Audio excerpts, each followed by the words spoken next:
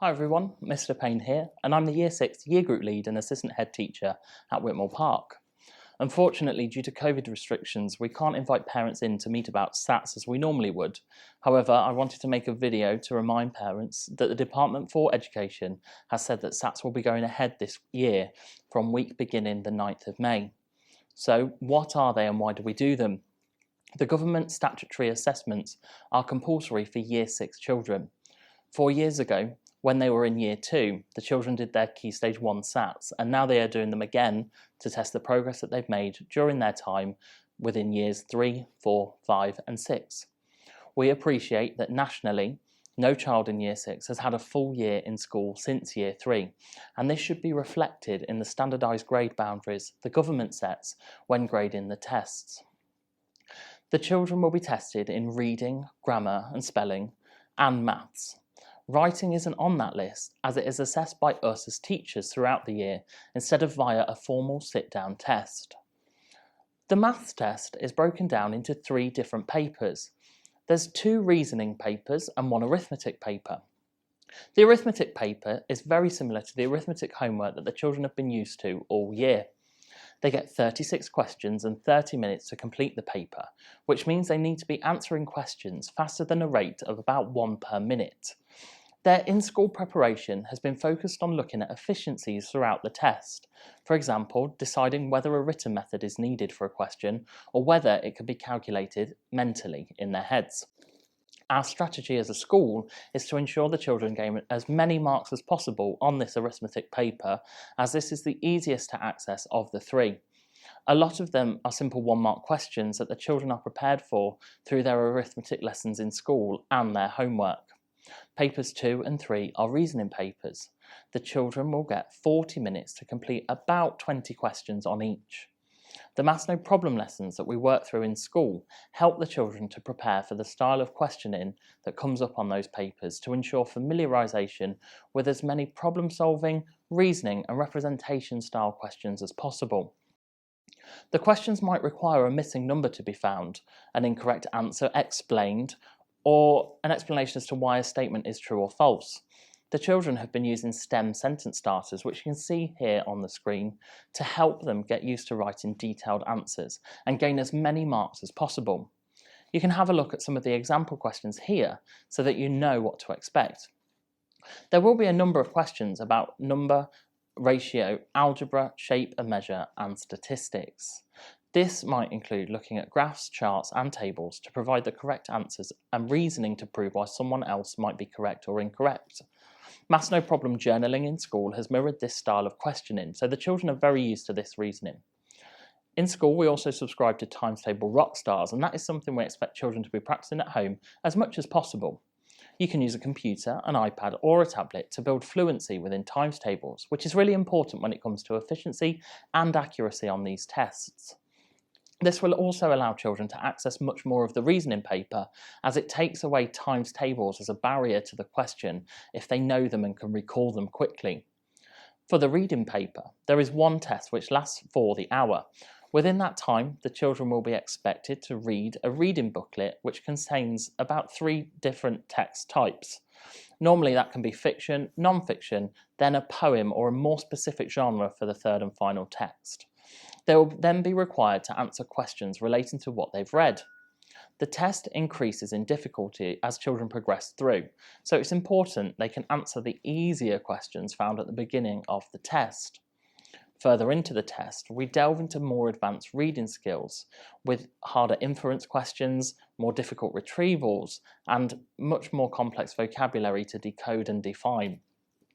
There's a range of questions where the children may need to circle or underline an answer, tick the correct number of check boxes, number order of events, or explain and evidence elements of the text.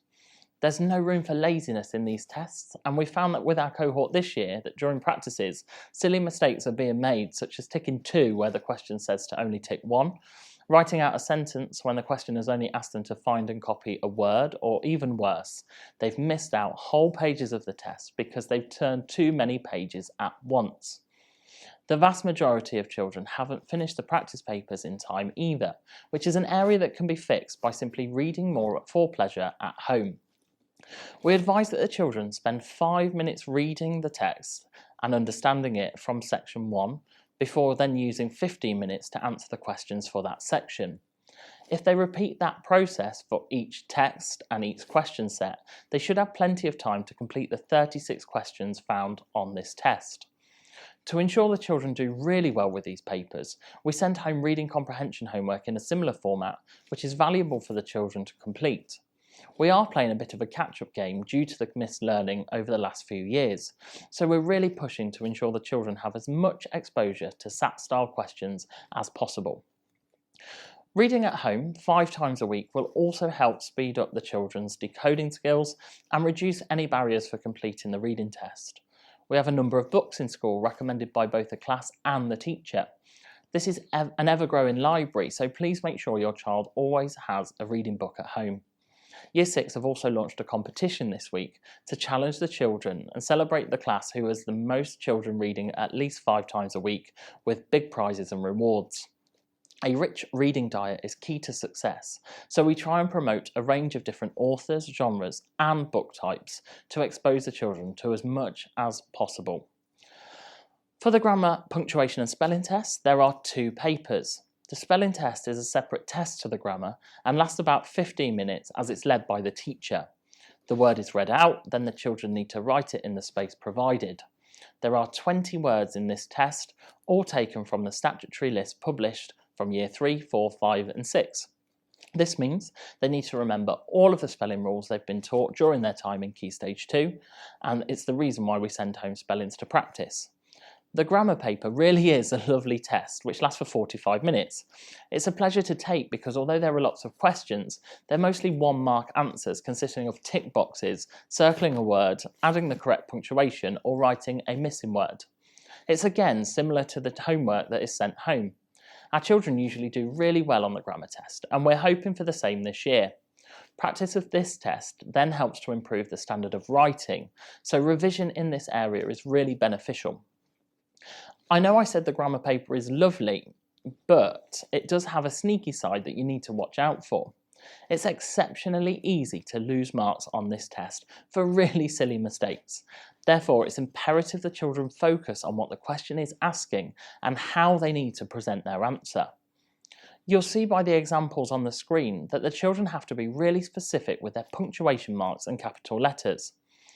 A semicolon incorrectly drawn or a comma leaning the wrong way will mean that the children don't get the mark even if the answer is correct. There's simply no room for ambiguity, and if the examiner feels the punctuation looks more like a J than a semicolon, this is how they'll view it. Even more cruel is the approach to 1-word answer questions where the word the children need to write is within the sentence. Unless it's a proper noun like a name, children will not get the mark if they put the correct word but start it with a capital letter. You can see here that the words played and knew are in fact the correct words for the sentence, but because the child put a capital letter, they lost the marks as we don't use capital letters within a sentence. It is a very harsh mark scheme, but that's why we practice and why the children need to complete this with full focus. Once the papers have been sent off to be marked, we don't get any levels back like we used to. Instead, we get 2 descriptors that say either yes, that child has met the expected standard, or no, the child has not met the expected standard for the end of the year. There is also a greater depth boundary. We've a number of things on offer to help your child succeed and be the best that they can be. Your child may be invited to an after-school intervention or a booster group, and we would really appreciate you facilitating this where possible to ensure they are secondary ready and SATs ready. The CGP book order closes on Friday the 14th of January, so please ensure your books are ordered so that the children can work through these in accordance to the plan we set out as teachers for the most effective revision route. As a school, we get these books a lot cheaper than on the high street or online, so although I do appreciate that they are very expensive, it is the cheapest price that you can get them for. Reading and homework will also continue to ensure that children have exposure to questions that emulate the SAT style, with our LBQ platform also being used for the children to try out test papers at home and receive immediate feedback as they're answering the questions. Thank you for taking the time to watch this video. If you have any questions, please ask your class teacher or me through a message on the Class Dojo app, and we'll get back to you as soon as possible. I do hope to see you all soon, and all of the staff here at Whitmore Park hope that you remain safe. Goodbye for now.